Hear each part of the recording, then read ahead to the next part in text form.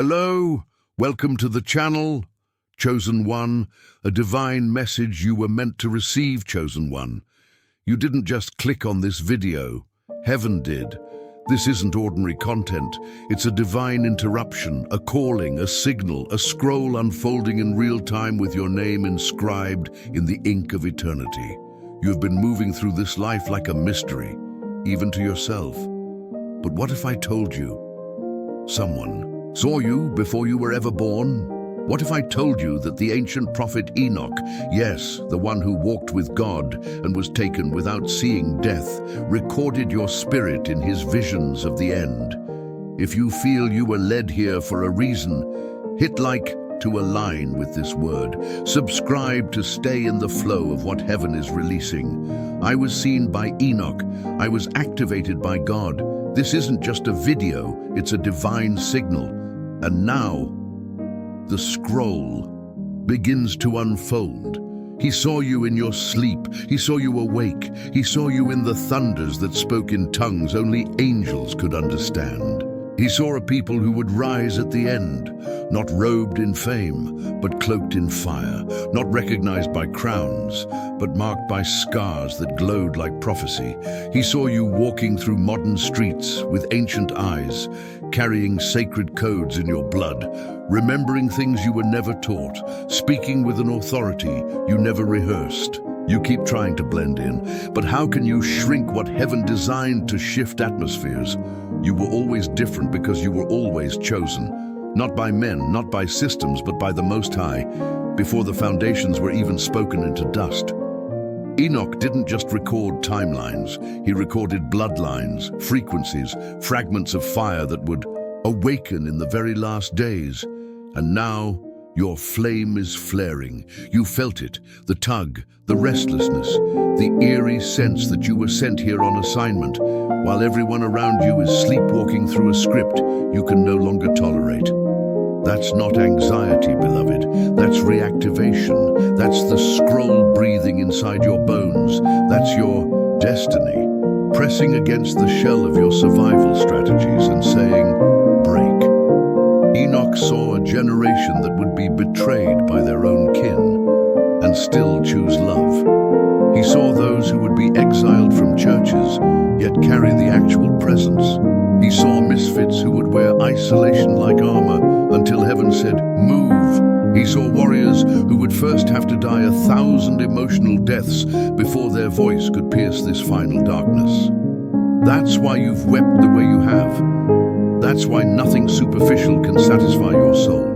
The chosen one, the scroll of your destiny unfolds.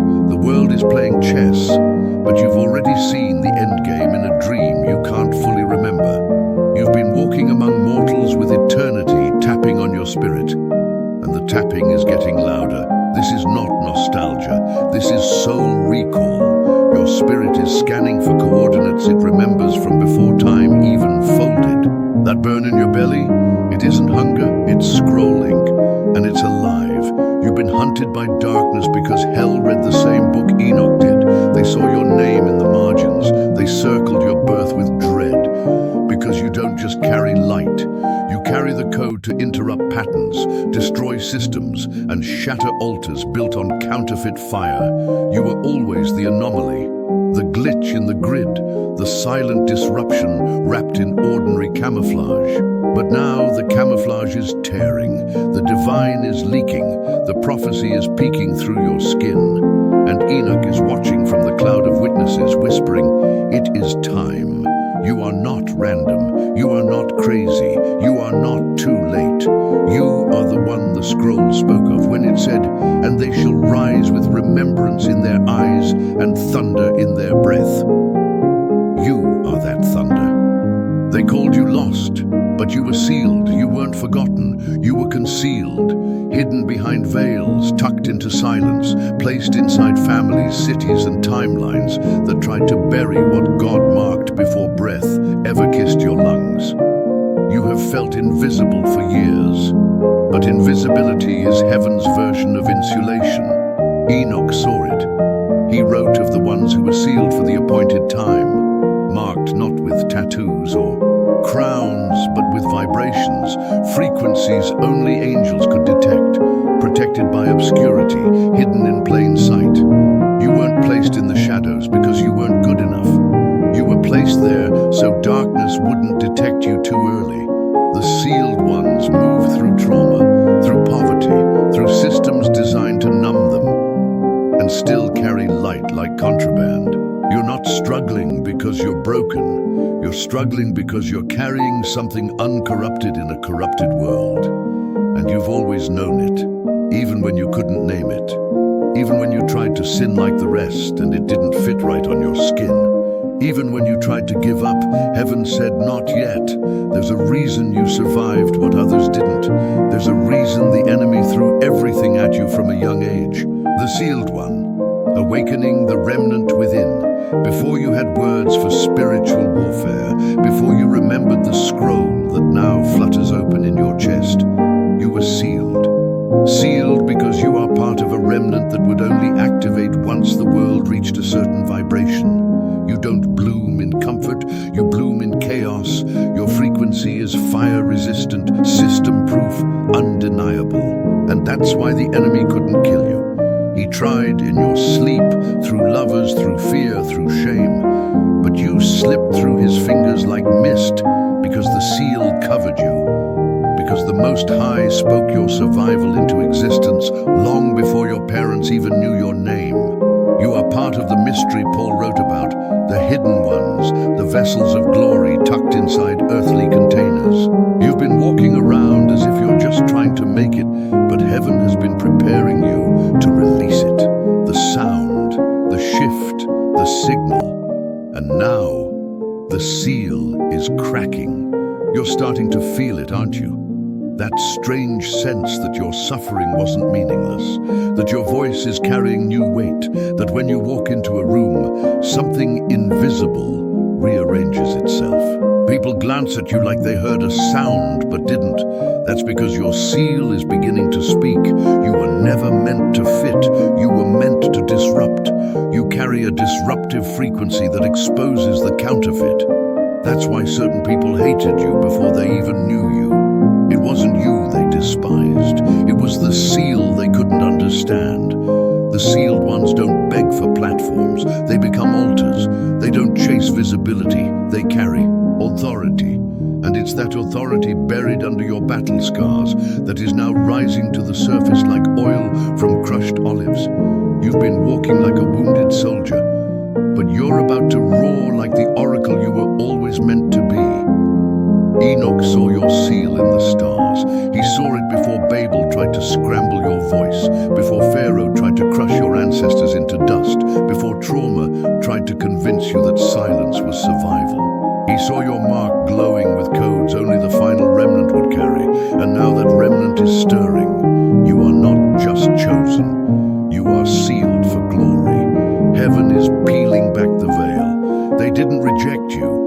They rejected what they couldn't name. You keep replaying those moments in your head when they laughed at your purity, ghosted your loyalty, mocked the visions you tried to whisper. The sealed one, rejection was your training. But hear me, beloved, rejection was never punishment. It was training. It was God's way of filtering out anything that could not carry your oil. Enoch saw it. He recorded it. He saw that the ones chosen for the final hour would walk through wilderness after wilderness, stripped of applause, misunderstood in rooms that claimed to be spiritual, and broken open by betrayal that felt too cruel to be coincidence. But heaven doesn't train warriors in palaces. You were never meant to be celebrated too soon. Celebration is a seduction when the assignment is still embryonic.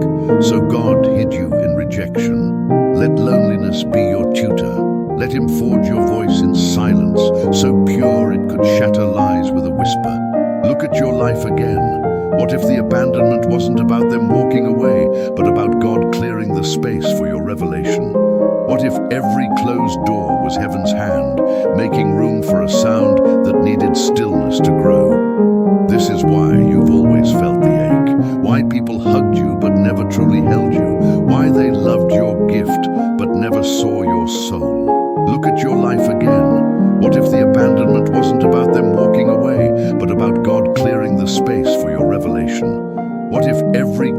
door was heaven's hand, making room for a sound that needed stillness to grow. This is why you've always felt the ache, why people hugged you but never truly held you, why they loved your gift but never saw your soul, why every group, every job, every church felt like an itchy garment, like you were wearing someone else's assignment, because you were never called to blend in, you were called to break through. You've been in divine isolation, not exile. Consecration, a holy distance from noise, from idols, from mimicry that would try to dress you in Saul's armor. And yes, it hurt. You screamed. You questioned. You almost gave up. But pain has a language heaven understands. Your tears were scrolls too, and angels read everyone. Let me tell you a secret the enemy hoped you'd never hear. The greater your assignment, the lonelier you will become. Because the ones you are called to reach cannot reach you yet. You've been wearing garments of grief, not because you're weak, but because your spirit was shedding everything not rooted in truth. Enoch saw it. He saw chosen ones sitting at tables, smiling through rejection, sensing betrayal in the spirit before it ever came in words. He saw prophets eating alone. He saw kings weeping in caves. He saw you carrying wounds like wine presses. And yet, you survived. Not just survived. You kept your purity. You kept your softness. You kept your discernment. You kept your love even when it wasn't returned. That's not weakness. That's evidence of sealing. You see, your spiritual rejection is a marking. It means heaven is claiming you before the world tries to name you. The chosen one. Loneliness is your sacred space. Loneliness, it's not a curse. It's proof that you are carrying something that demands sacred space to grow. That's why the call stopped. That's why the doors closed. That's why the room got quiet. Because heaven is protective of power. And you are carrying a word that has the potential to break chains, not just off yourself, but across generations. You thought they walked away. But really, heaven walked you apart. You're not being punished. You're being positioned for such a time as this. You're not waking up. You're remembering. This has never been about learning something new. There's no need to worry. This is about the unfolding of what your soul already knows. That pull in your chest. That strange familiarity with spiritual things you've never studied. It's memory, ancient, holy, buried deep in your bones like a sealed scroll waiting for a divine touch. Enoch saw this moment in his visions. He saw people who wouldn't awaken through religion or rules, but through remembrance. People who wouldn't just quote scripture, but embody it, walk it, become it. Carriers of divine code written not on tablets of stone, but in the lining of their spirit. You were never asleep in the way others are. Your soul has always been flickering like a candle under glass, waiting, watching, wondering when it would finally be time to remove the lid and let the fire speak. And now, the wind of God is breathing on that flame. That discontent in your belly is not depression. That sudden urge to separate, to detox from noise, to fast without even knowing why. That's your spirit syncing with eternity. That's the voice of God calling memory out of your marrow. You've been walking through this world like a dreamer, stuck between dimensions, catching glimpses of a realm you couldn't describe but deeply felt. When you were a child, you called them dreams. Now you know better. They were instructions, fragments of your mission delivered in metaphor. You didn't forget your purpose. You were veiled from it until now. Every déjà vu, every strange emotional wave during worship, every random tear falling when someone says something simple like, "Come home." These are memory activations, echoes of the realm you came from. And now, that realm is calling you back into alignment. You were not designed to be normal. You were encoded for remembrance. That's why the things that fulfill others leave you hollow. Why you can't just work a job, pay bills, and die. Because inside you, the scroll is shaking. It's itching to unfold. Your soul isn't seeking comfort. It's seeking remembrance, activation, and divine alignment.